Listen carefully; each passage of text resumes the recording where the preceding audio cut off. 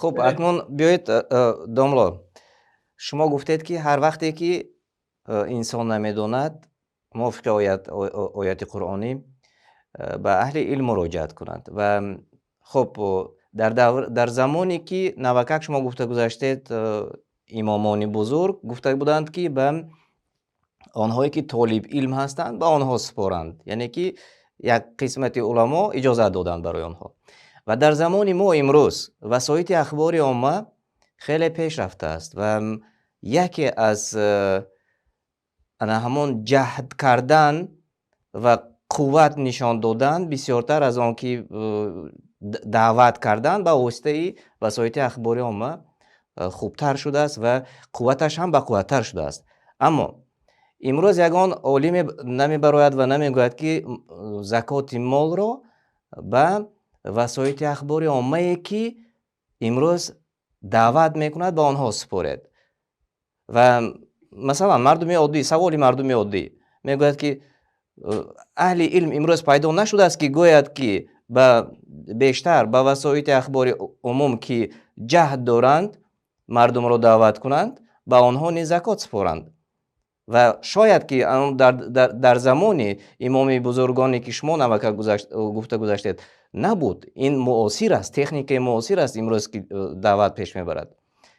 چی میگوید در این موضوع؟ یعنی چه خیلی که گفتیم طبق مذهب امام احمد و طبق مذهب امام مالک با آن شخصی که مثلا با علم مشغول است و با این وسیله خدمت به مسلمان ها میکند با آنها زکات داده میشد، این به شرطی که اگر فقیر و مسکین نباشد. اگر همین شخصیت فقیر یا مسکین باشد به دو گروه اوله می‌دارد. اگر شخصی که فقیر هم نیست مسکین هم نباشد بعد از این گروه داده میشد. این اجماع علما نیست در این مسئله، یعنی تمام علما مانند فقرا و مساکین اجماع نکردند، ولیکن در این مسئله خلاف است.